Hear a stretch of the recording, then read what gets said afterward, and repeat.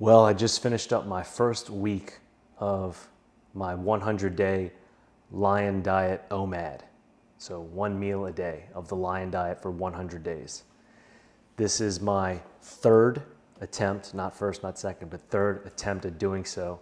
I started first on February 1st and made it 11 or 12 days and then broke on Super Bowl Sunday, and then restarted that following Monday and then broke again the following Sunday and then restarted that following Monday. And here I am a week down and feeling good. What's been going on and why do this? Well, I've tried many diets in my life, as many as I could, especially when I was personal training and nutrition coaching for a living. I wanted to empathize with people as best I could to understand how they were feeling, and especially how to understand how their foods were making them feel, right? So to be able to relate to them better and then be able to offer them advice and guidance based on my understanding, not just theory or, from what I'd read in a book. So I was a vegetarian for over a year, a vegan for over a year, pescatarian, a paleo eater, a bro dieter, if it fits your macros dieter, standard American dieter, obviously Mediterranean diet, but always experimenting with diets to get better understanding of myself. And then with that understanding, how can I better understand others and serve their needs? So for this one, the Lion Diet, I got to go back to my origins with the carnivore diet. This is 3 years ago now, and as the circle's gotten tighter and tighter, this has just become the new white whale for me to try to wrangle so that I can understand. And it's definitely given me a challenge. The sugar withdrawal, even though my sugar intake was marginal because the only sugar I was really eating on carnivore was through dairy, but I would still consume considerable amounts sometimes. Like my glass of milk is not a cup, right? It's not 8 ounces, it's like a full pint glass. And that amount of carbs through lactose has an effect on the body and on the brain. Well, not always having one glass of milk. Sometimes I'd have two, sometimes I'd have three. So I had plenty of carbs in me, unbeknownst really to me, even though I was burning them off and using them pretty quickly. But once you go down to zero, none whatsoever, it's a whole nother ball game. So it was a tough first go. I was literally white knuckling that first attempt every single day. As much as I was looking forward to eating, I wasn't thrilled about it, just because I was fighting the withdrawals of not having sugar and how that was making me feel and what I wanted to have as far as in cravings. And then, I eventually popped on that Super Bowl Sunday, and I ate a bunch of junk food, to be honest, and a pizza. It was delicious. But literally, it was almost like mindless consumption of those things because I was just feeling so deprived from the sugar. Crazy.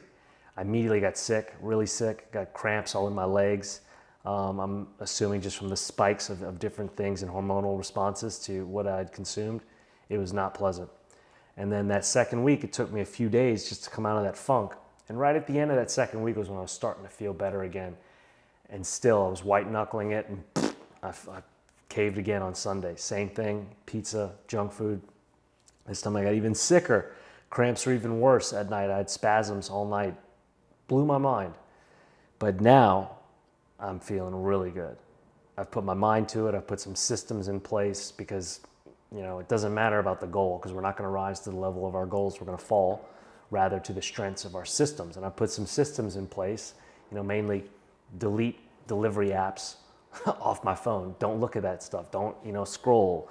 Don't get caught mindlessly scrolling for things, because one thing leads to another. That's the gateway drug for me to mindless consumption and then feeling inadequate or feeling an emotional depravity of something that food gives me, closure with. And not picking that scab was like rule number one for me.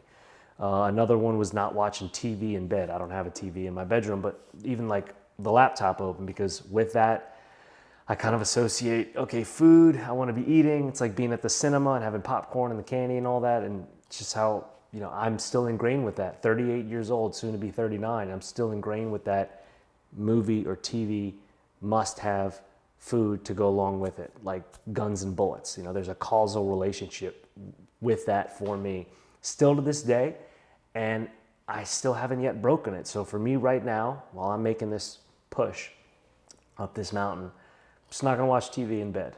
by way of the laptop. So I'm doing a lot of reading, which has been great. And it's been more soothing at night. Number one, I'm having a better digital detox, of course. And I'm getting to imagine things. My creativity is really humming because I'm reading, so I'm playing the character. I'm imagining myself in these stories, even though most of them are nonfiction, but still it's like I'm painting the pictures with my mind, which is far more beneficial than just mind warping myself with meaningless, TV shows and whatnot. Even though most of the stuff I watch, I would like to say is beneficial. This is a totally different animal as far as in benefit. And again, about that digital detox and just resting for my mind before bed. It's been really great.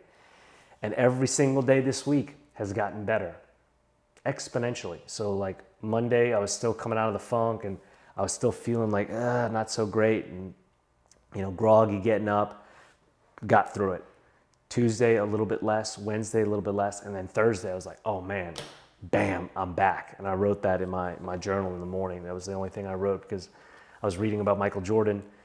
And, when he came out of retirement or out of his 18-month baseball hiatus to come back to play basketball, he didn't issue like this crazy long press release. All he said was, I'm back, the 2 words. Amazing. So that's what I wrote in the journal. Thursday was just, I'm back.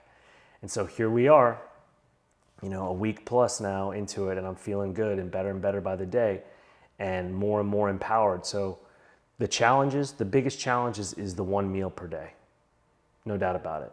Because it would be a lot easier to be eating regularly or as desired to curb hunger and anxiety and cravings and other things like that. But I'm challenging myself to do this 1 meal a day because this is literally where I have found ways to elevate my consciousness. Through diet, through calorie restriction, through deprivation of desire, and implementation of need by way of resistance. So not getting what I want, but rather getting what I need in the form of adversity, in the form of resistance, difficulty, pain, an obstacle, suffering, essentially. And by constantly inducing suffering, I'm finding ways to promote my own personal growth and development. And it literally works. It creates, for me, a space or a sense of magnetism about me. And my mind goes from the reactive to the aware to the proactive to the magnetic mind.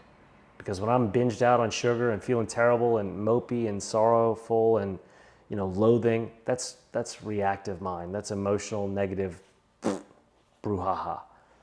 Aware mind was like a couple of days later where I started to feel better. I'm not reactive as much anymore. I'm feeling better. I'm blooming. I'm opening up. I'm starting to blossom. And then proactive, like, okay, I'm definitely feeling significantly better. I'm still acting accordingly to the world as it's happening around me, but I'm just more prepared to do so. I'm better equipped. And then magnetic, now it's like the world is coming to me, whether it's through business, real estate still, clients here with work, with coaching. I step away from real estate for a while and just maintain my licenses in New York and in Florida for the sake of referrals. And sure enough, like having referrals come to me without asking, that's the magnetic mind. You can call it cockamamie nonsense or tomfoolery, voodoo, witchcraft, whatever. But like, I know what I was not doing before and I know what I'm doing now.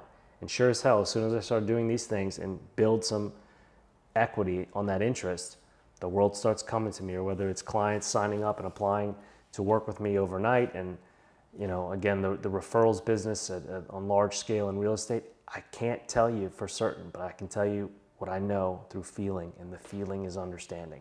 And by doing these things, eating these foods, subscribing to these habits, my life changes continuously and improves just the same. And so can yours. So that's 1 week down, 100-day Lion Diet, OMAD, 1 meal a day. Stay tuned for next week. We'll see how we're doing.